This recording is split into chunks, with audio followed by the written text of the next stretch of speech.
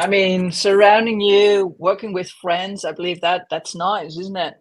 Better Yeah, than yeah, when you don't have the relationship. agreed. All right, looks like we go live in about 5 seconds. All right.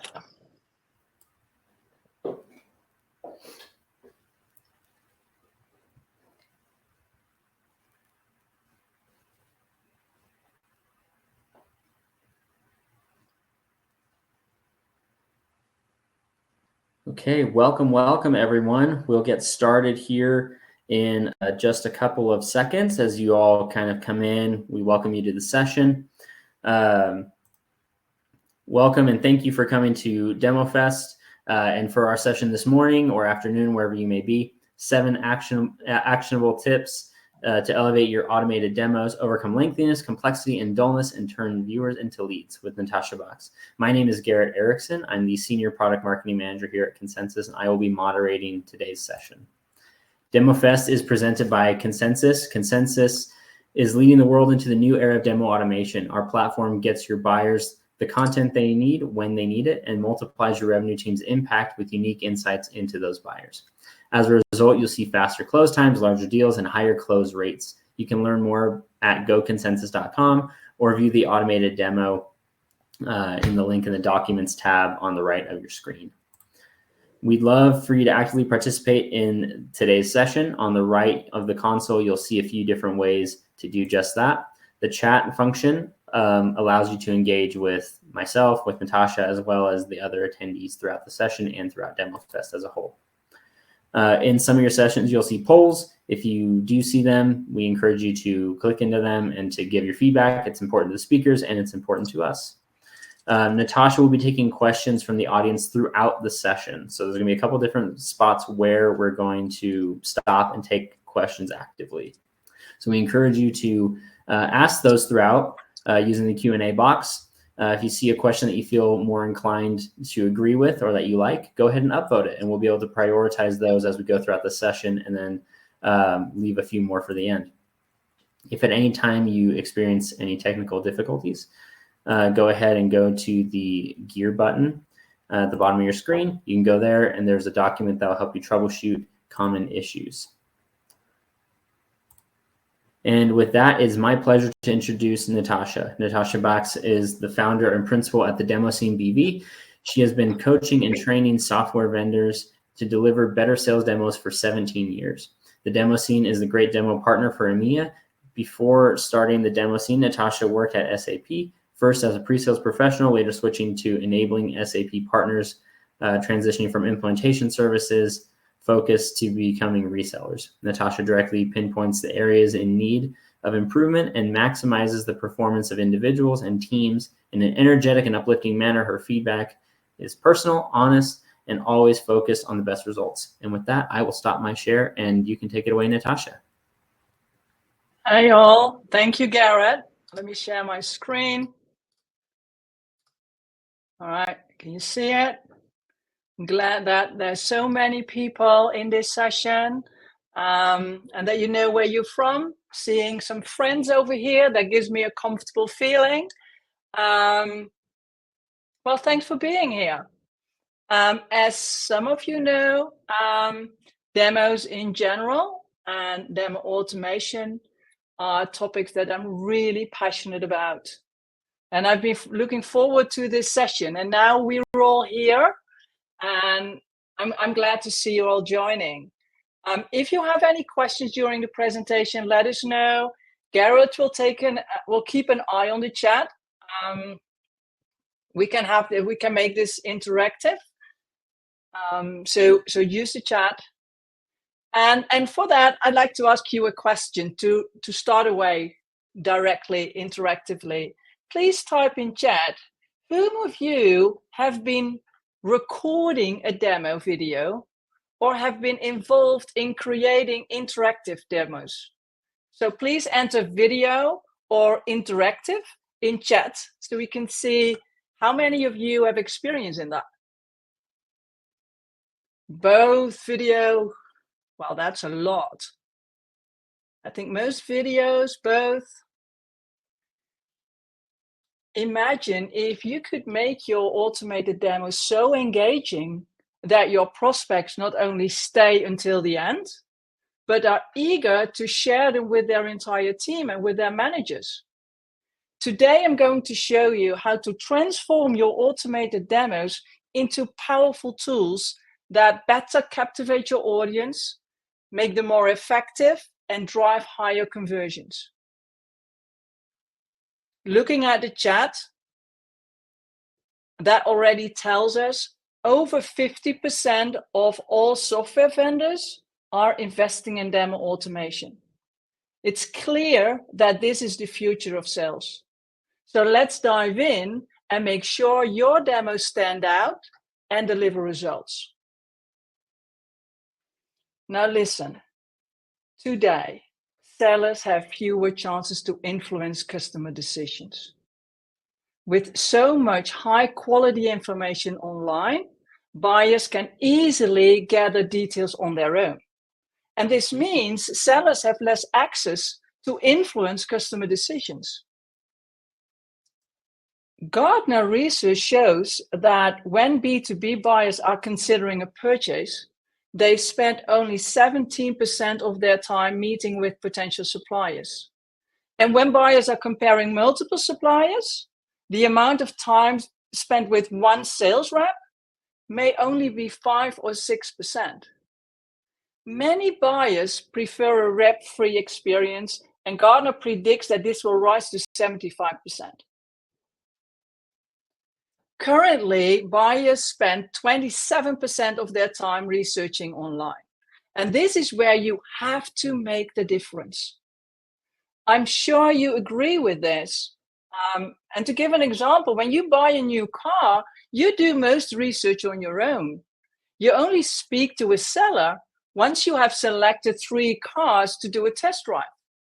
The same applies for buying software. And this is tough for vendors.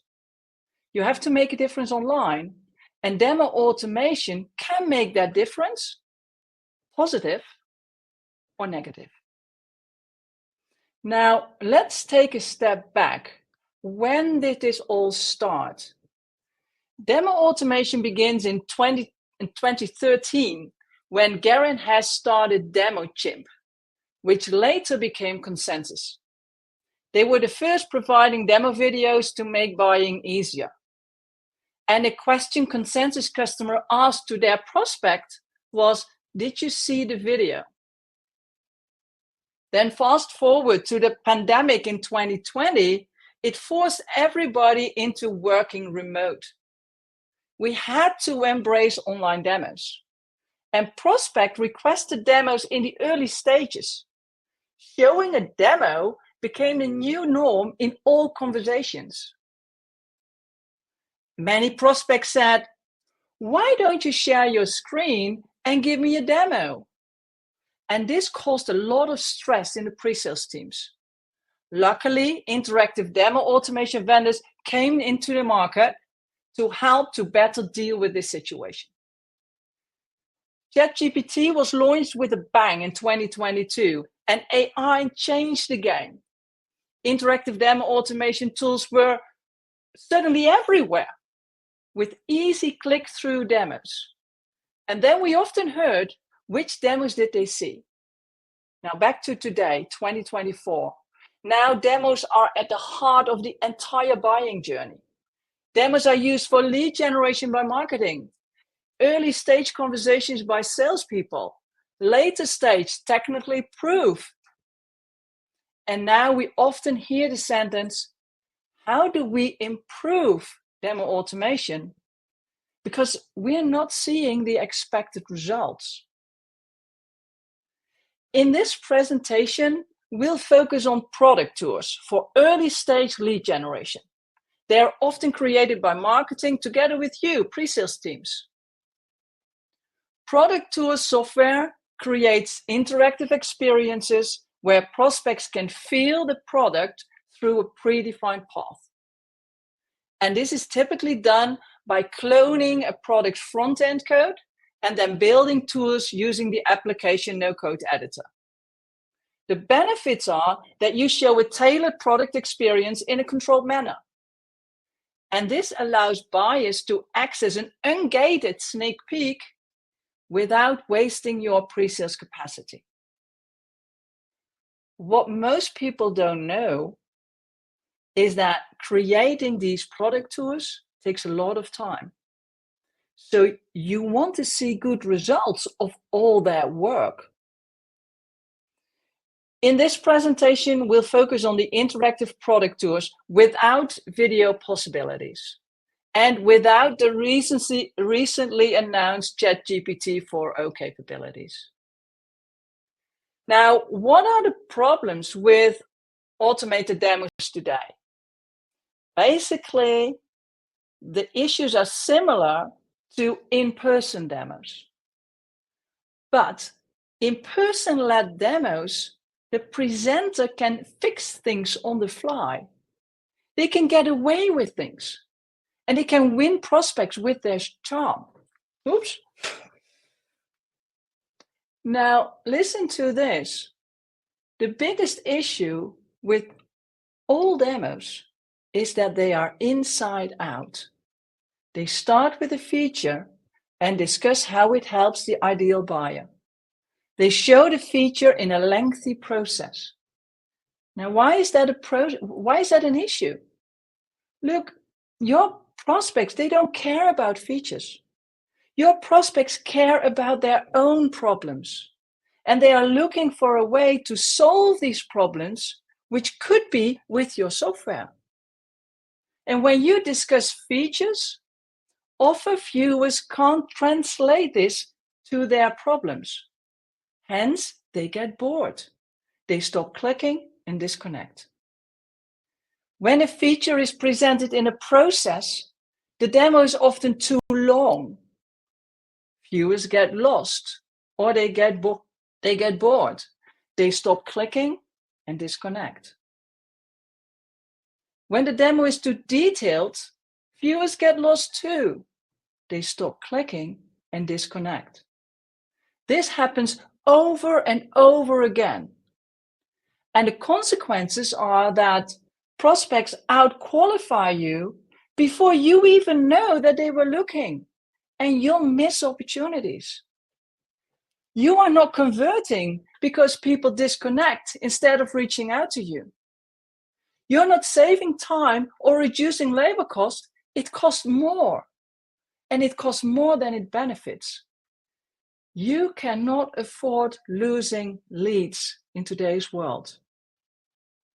Listen, to keep up with competition and maintain or increase market share, you must offer self-service capabilities.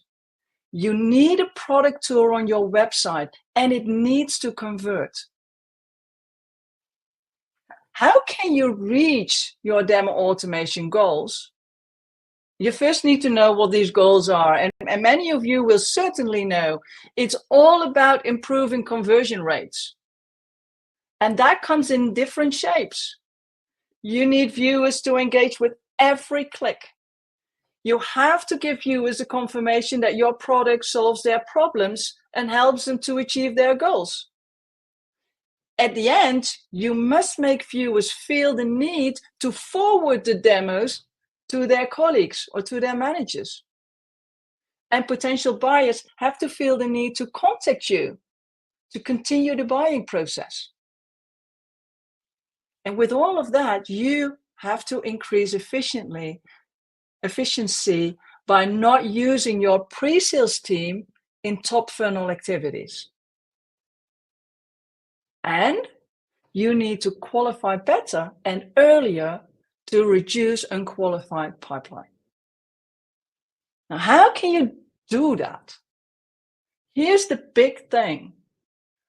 First, improve your demos before automating them. As Keith Tanaka of Lucid mentioned in today's keynote, view time is a reflection of your content.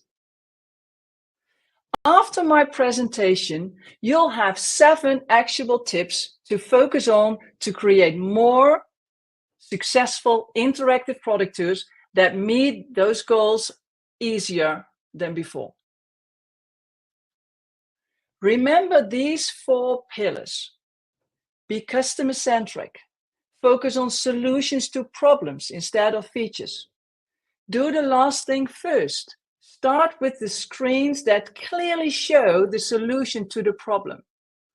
Reduce the number of clicks to make it easy.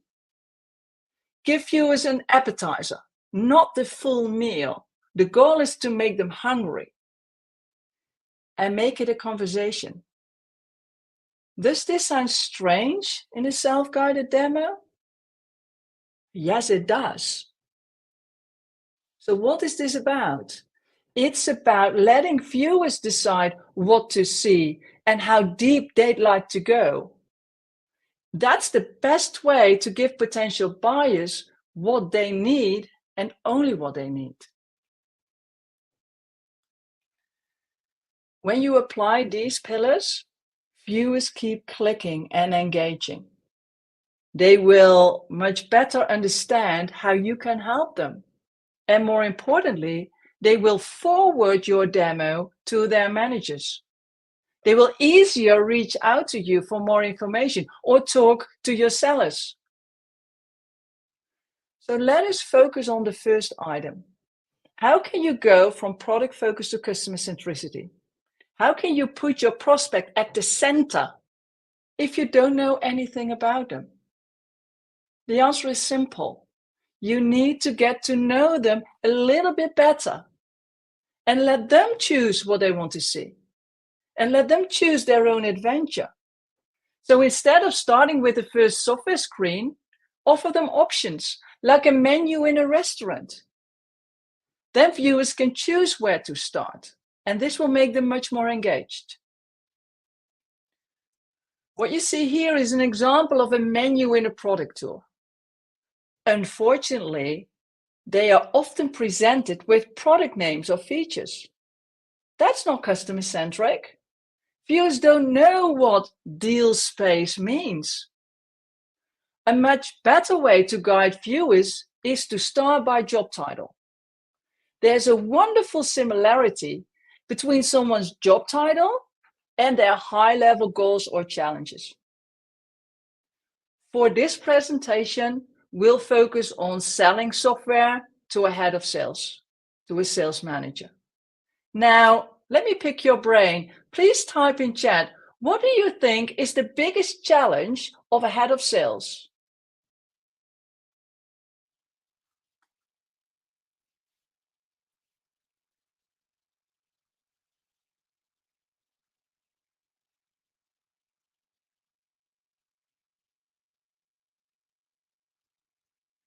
Selling quota, making the numbers, quota again, revenue goals. Yes. To make the numbers, achieve quota. In the end, this is what it's all about. And to solve these challenges, to meet quota, they might need your software. Different roles have different perspectives. And by focusing on job titles, you don't need to show everything, you can focus. By focusing on job title and goals, viewers become the center of your demo. They can choose their own adventure based on their role and their challenges. And in this way, the demo shifts from product focus to customer centric. And you would need to create demo snippets for each adventure. And to do this, you need to know your buyer well. So the first step is to define and to find out who is your ideal buyer. Who do you typically sell to? This is what's called the ideal customer persona, your ICP. And to create engagement, you need to fully understand your ICP to make your demos relevant and to provide context. To get a good understanding of your ICP, here are 4 questions that I suggest you try to answer. Understand their main goal, the problems that they are facing that make it difficult to meet this goal. Which capabilities do they need to solve their problems? and what's the value they expect when the capabilities actually solve these problems. This is the pre-work you would need to do to build customer-centric demos. Now, let me share an example for a sales manager. So as we agreed upon and as you shared, the goal for them is to achieve sales targets.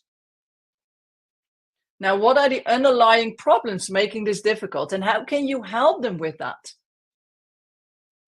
As you can see here, there's a number of reasons that might making it difficult to meet the numbers.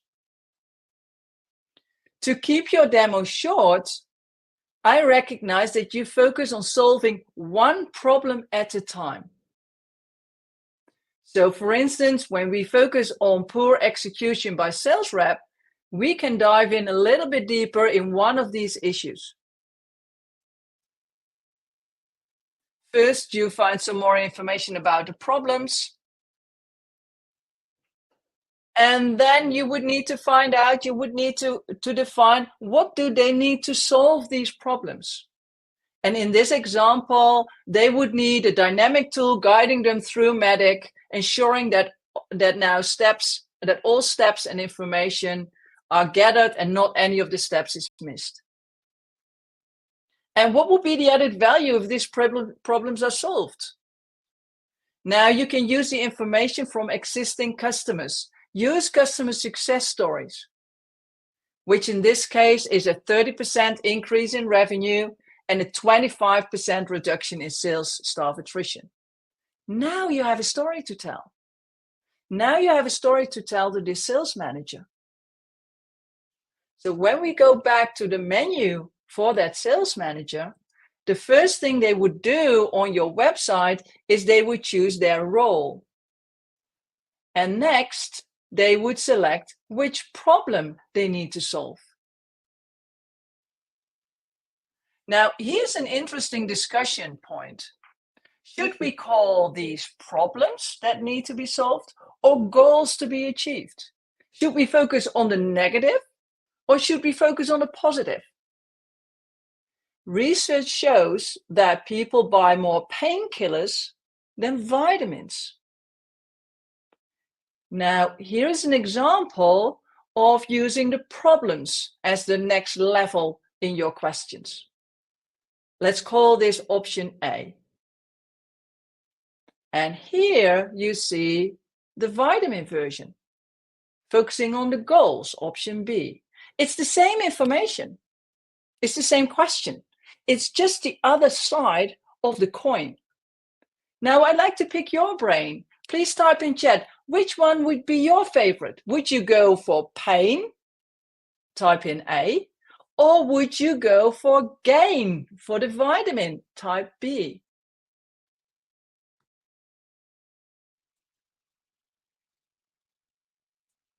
See a lot of B's.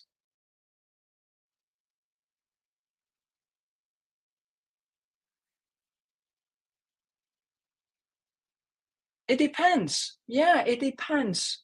It depends on what kind of persona this is. It also depends on the personality type of people. Now let's just choose one. We'll go for issues. Let's say in this case, this sales manager finds the poor execution by sales rep the biggest problem. Now you can focus your demo on this particular issue. As homework, you would need to prepare mini demos for each topic. Your potential buyer selects one of the topics that they're mostly interested in, where it hurts most or what they would like to achieve, and they only see what they're interested in. You can focus. Now, how does that mini demo look like? How do you do that? Where do you start? That brings us to our next part. We'll discuss how you do the last thing first. show viewers the end result right away in your demo instead of showing them the complete process. You show them the solution to their problems right away at the front. This will quickly satisfy their needs even before they had a chance to get bored. I'd like you to think of a jigsaw puzzle. Let's say that you have to finish this 2,000-piece puzzle. What would help you with that task?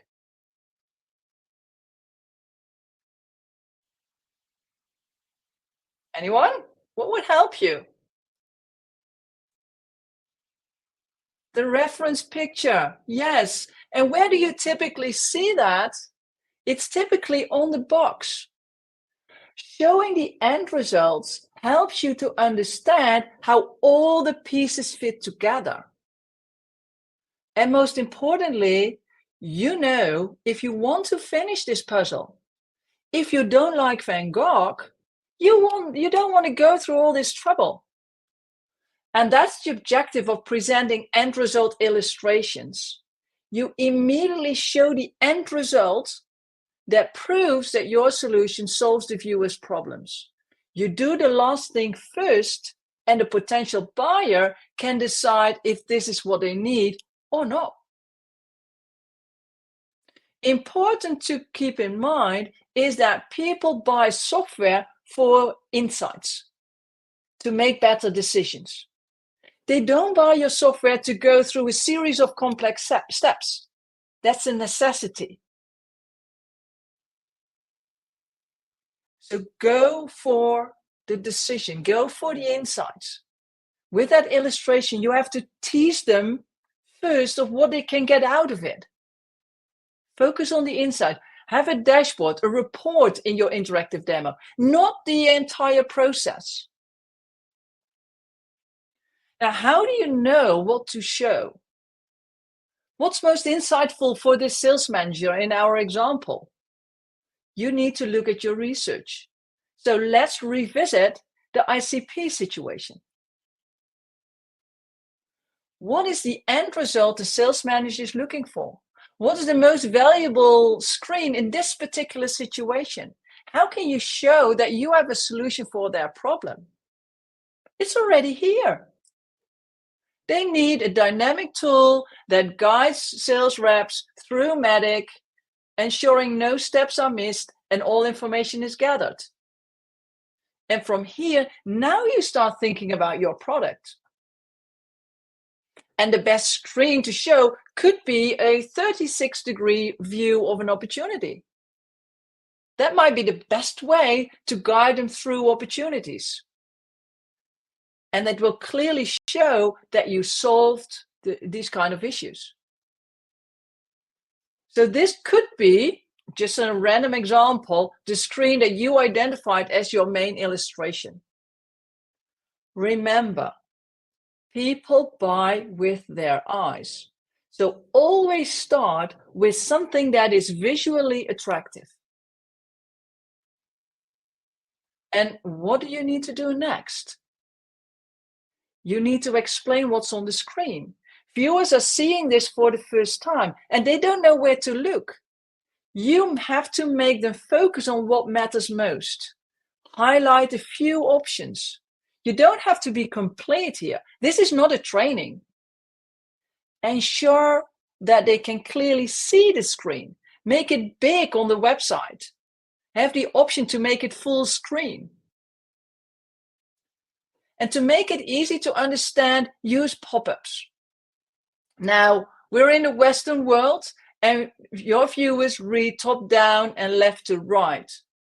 If you are in APAC or in the Arabic countries, you might choose a different order of your pop-ups. Now, this pop-up gives an explanation to the 3 incomplete Medic items. It tells how the software helps. How the software helps when not all key players are identified. When there's no pain identified, there's no deal. The crucial information needs to be uncovered ASAP. which roadblocks or risk have to be managed. And you don't have, well, we haven't, and you don't need to highlight all the boxes, only the most important ones. You're giving them an appetizer, not the full meal. Something else to keep in mind is not to use product names. And give the possibility to remove the text blocks for better visibility. Now, we just focus on explaining what's on the screen, but the screen itself, it won't convert. Just understanding what's on the screen is not enough. You would need to wrap the features, the software, in context and value to give it meaning. Now, think of a hamburger. First, provide context, the foundation on how to perceive the screen. Prepare the viewers first. Next, explain what they are looking at and how it solves their issues. And at the end, you finish with the value of solving these issues.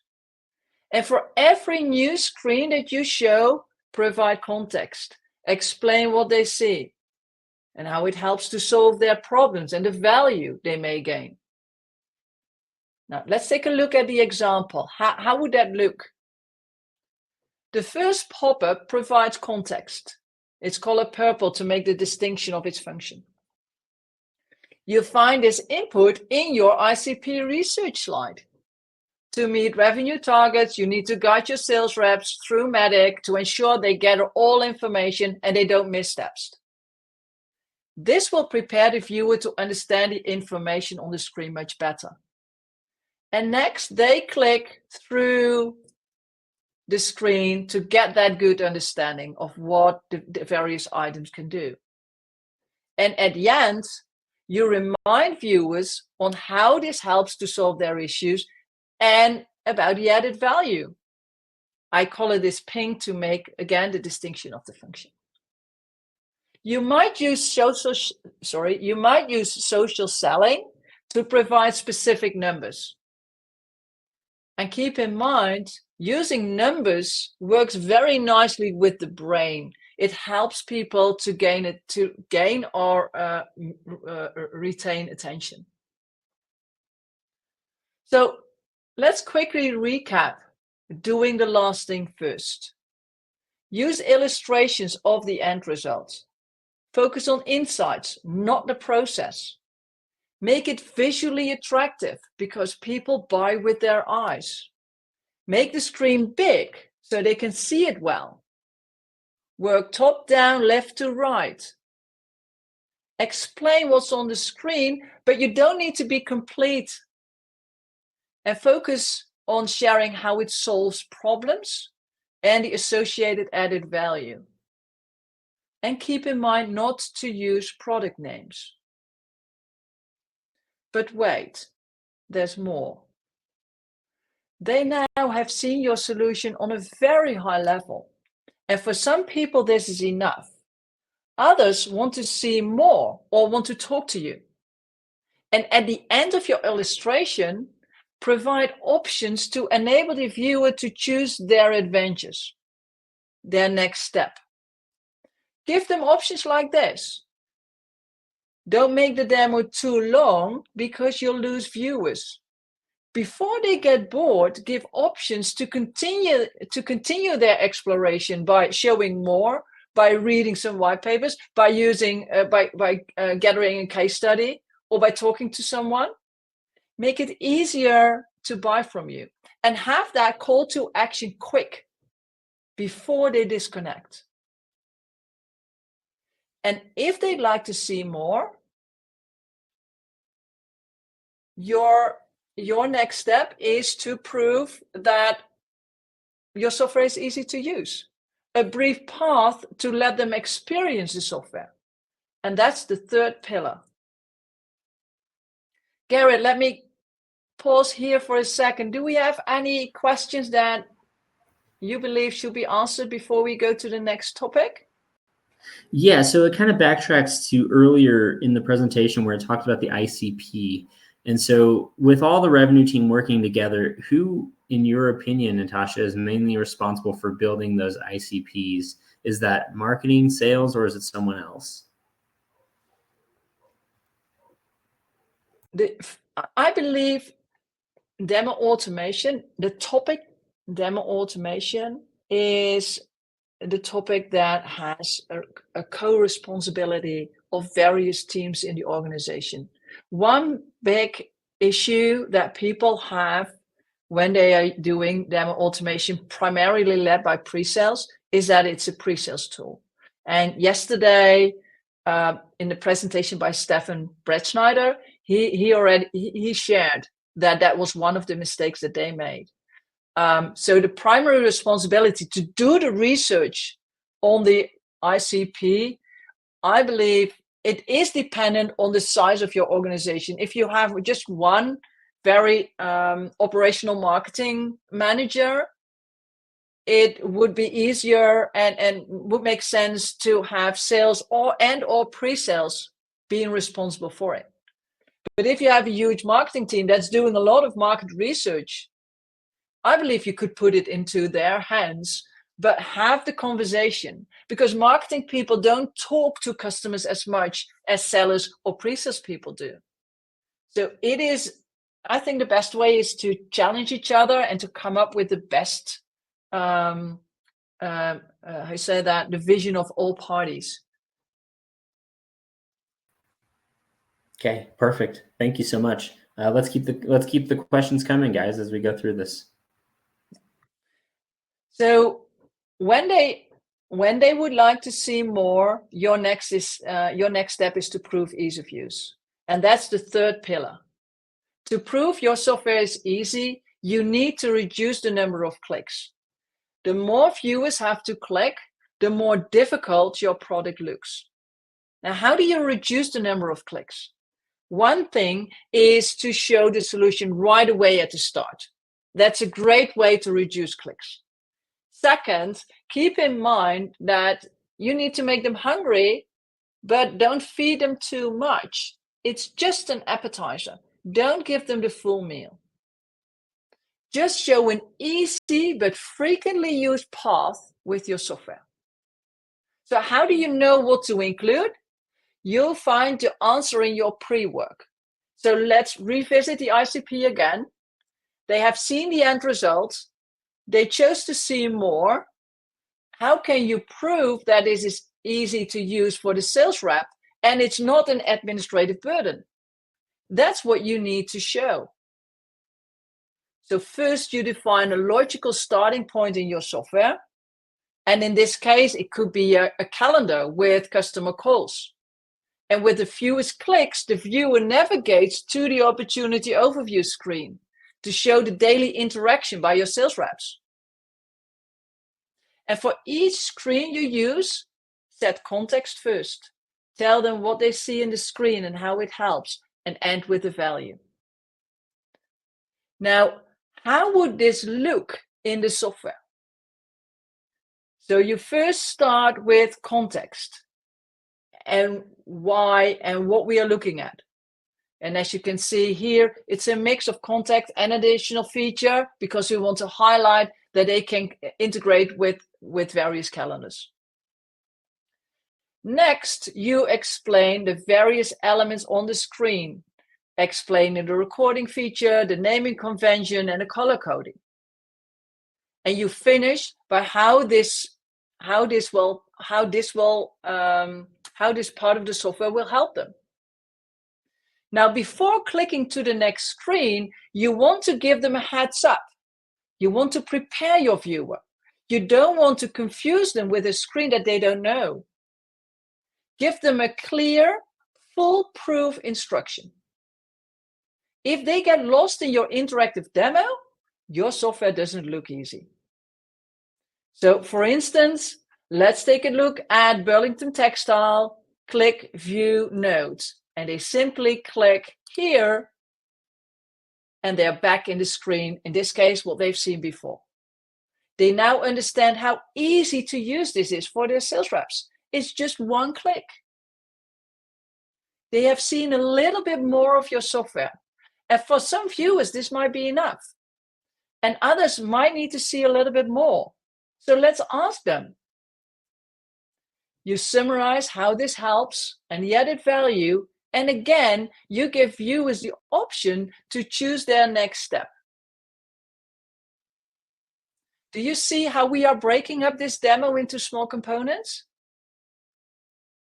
In this way, we give viewers what they need and what they need only. The essence of this, of reducing complexity, is to use the fewest number of clicks. Top of the funnel buyers are looking for an appetizer, not full meals. And with every software screen you show, you need to explain what they see, how it solves the problems, and the added value it brings. The more your viewers have to click, the more screens they have to see, the more difficult your software looks. So break your demos into small segments and provide options to go deeper and deeper and deeper. Let viewers choose their own adventure, their own journey.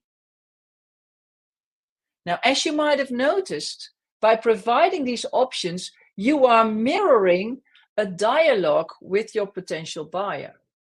And that's what the last pillar is about. So before we go into the last pillar, Natasha, one question did come up. How many clicks is too many, in your opinion, or from what you've seen and studied on this? At what point does a top of funnel buyer feel fatigue? I would say between 2 and 5 clicks, that would be ideal. They need to get a flavor, a sense that they're actually doing something, that they are using the application. But after these 4 or 5 clicks, ask them if they need to see more. It's not the end of the demo. It's just to prevent people from stop clicking. You want to have that call to action before people disconnect.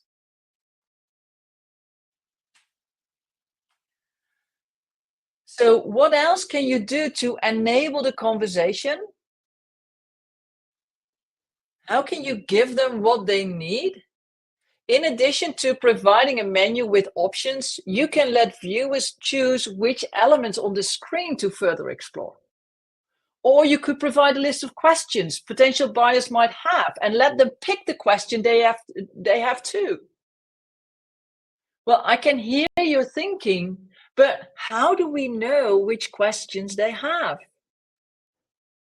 What most people don't know is that 60 to 80% of the questions that people ask during demos are always the same.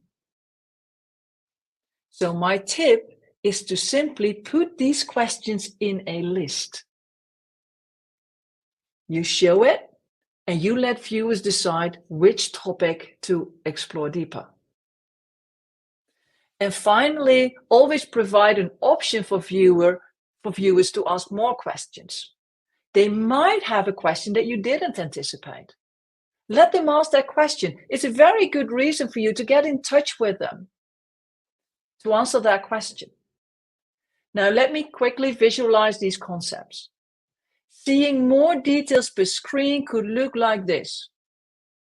And simply by clicking or hovering over a pink dot, you provide more information. And within that information, there could be an additional flow. You can go as wild as you want now.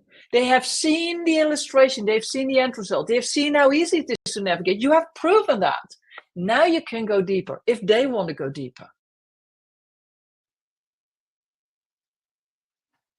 And at the end of each flow, you provide a list of typical questions to ask and that they might want to see. And for each of these topics, you use an illustration or a short demo flow using the techniques that we just discussed. And at the end of each topic, provide options again to interact with you. Remember, You don't have to be complete. The goal of your product tour is to tease, to make them hungry for more, not to provide that full meal. The goal is to convert the viewer into a lead. And finally, at the end of the interactive tour, ask them for contact details. And when they do share them, send them an email with a summary of what they have seen and how much value they will enjoy when they would use it. And finish it with a success story of a similar reference customer. Send that email and then ask the sales team to follow up. Now, we're also at the end of this session. Here are 7 actionable tips to make your automated demos better and hit your conversion targets. You might want to write them down or capture this screen. Number 1, make your product tool buyer-centric. Speak their language. Show the solution to their problem immediately. 2, let viewers choose their own adventure by providing menus of options and do it frequently. 3, one demo is one solution per one problem. Ensure each demo addresses a single problem with a single solution. Make it focus, make it short. 4, focus on insights, not on the process. Show an illustration of that end result and clearly explain what viewers see. 5, wrap each function in context and value so viewers can translate it into their world. 6, prove ease of use by providing short pathways to key screens. Reduce the number of clicks and only share information that is requested, because the more you show, the more complex it looks. 7, enable a dialogue by offering a list of options to explore further. Let viewers dive deeper if they want, but don't force them to go deep. Now, I'm really happy that there's still so many people in this session. Remember, the key to a successful automated demo is to keep them customer-centric, engaging, and interactive. And by applying the tips that we've discussed, you can create demos that not only inform, but also inspire action. Your goal is to make prospects so impressed that they can't wait to share your demo and they want to reach out to you to discuss next steps. That's the way to turn your demos into your most powerful sales tool. If you have any questions or you need assistance, don't hesitate to reach out. Let's talk. We are here to help you. We can do reviews and coach you. You share your work with us. We'll review it and we provide concrete tips to improve. Or with consultancy, we can be part of your project team and collaborate with you to design interactive scenarios. We can do workshops specifically designed for your teams, your enablement team, your marketing, and your pre-sales professionals. If you contact us in May, you'll get a 10% discount on the work we do for the rest of the year. Garrett, let me pause here. Are there any additional questions that people have? I'm so happy to answer them. Yeah, so there were a couple that I answered it via text. They were more consensus related about whether or not these are available in the consensus product as far as our platform goes and our tours offering. The answer was yes. And then Sylvina asked something about the tours roadmap, and that's something that will likely be covered tomorrow in Customer Day. So if you're a consensus customer, that'll be addressed tomorrow. And any other questions, we can take that offline regarding the consensus tours specifically with our team. There was one other question that came up, and it was related to what you had said at the beginning. It was really interesting how you had mentioned that before you automate your demos, you need to enhance the quality of the demo. So what are some qualitative and quantitative ways that you've seen successful companies measure their demos before they enhance and automate them? Yeah. So what I've seen is that a lot of companies, they buy demo automation software, and they ask their best pre-sales team member to help them in preparing those demos and doing the demos. And what they don't know is that although it's a successful pre-sales person, the structure of the demo might not be the right one to do in an to use in an automated demo, because the personality of that pre-sales person is no longer in there. Of course, it's in a video, they will still see the personality, but in an interactive demo, there's not a person. So what we recommend is that and we can help you with that you review your demos. Look at your demos in all honesty and say, are you bored? And if you are bored or if you are confused, then this demo is not the right thing to automate. And very often you will notice that demos delivered by pre-sales people are too long. And of course they are longer because they are in a 45-minute session with a customer. The customer asks questions. So the thing here is, if you would do that same demo and there wouldn't be any question of the customer, would it still be interesting? And how can you cut that back to a 2-minute session when it's a video, or 5 clicks in an interactive demo? That's a challenge that a lot of companies are facing. And what you see is there's a disconnect between the language that the sales enablement team speaks, the marketing team speaks, and the pre-sales team speak. There needs to find common ground to talk about what is it that we are looking for. Does that answer the question? I think so. I really like what you're saying about, as you're going through your demos, ask yourself, am I bored? Because if it's your product and you're bored, a buyer is likely going to be bored as well. Yeah. And we're happy to help. We're happy to look at the demo and to give some pointers in where you would like to, where you would need to improve. Anything else, or is everybody satisfied? I think as a follow-up to that question, one thing that just came to mind for me is I love what you had said about, the common language of, how sales enablement, marketing, sales engineering, they all need to be speaking a common language. What is that common language? Is that around, is that speaking the way the buyer speaks, or is that speaking the way your brand speaks?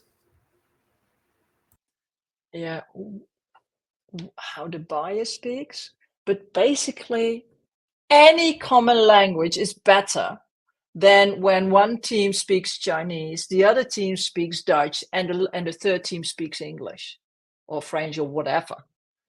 If you would all speak marketing, that would be okay.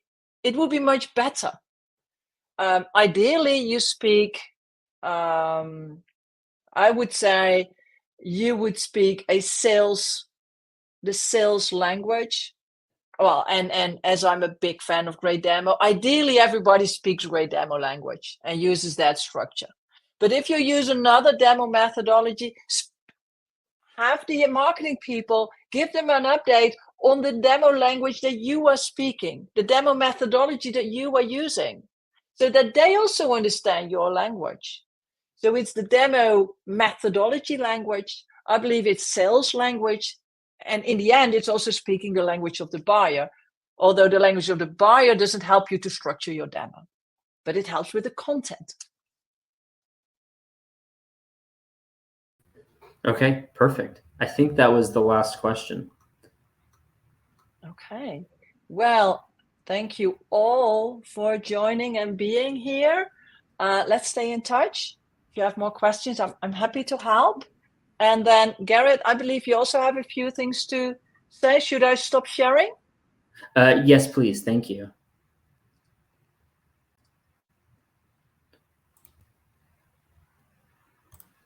Okay, I will reshare here.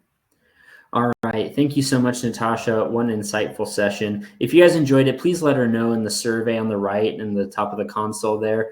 This informs us as far as what we need to do to improve DemoFest every year, both for virtual sessions like these and for the live ones that will come to you. And speaking of live, we've so enjoyed having DemoFest on the road as part of DemoFest X.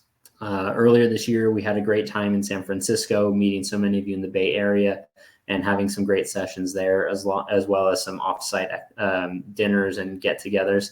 We're going to be bringing it back to London later this year, as well as to New York City in the fall. So keep your eye out for dates and for posts about that. You can also go to where you registered here, and you can find information about DemoFest X to register for these upcoming events as well.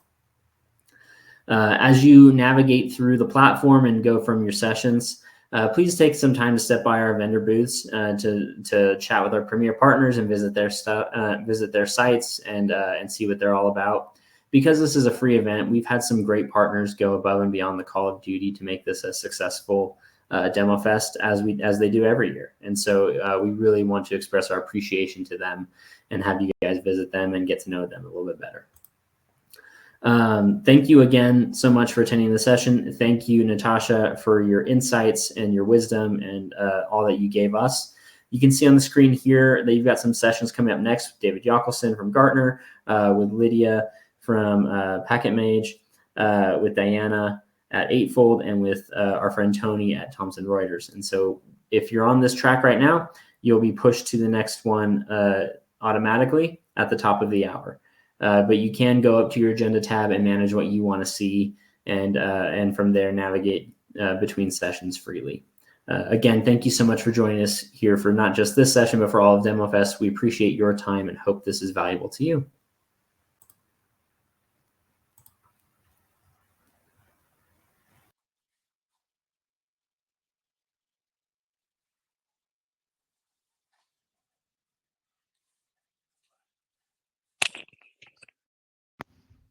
Hoe vond je dat ging?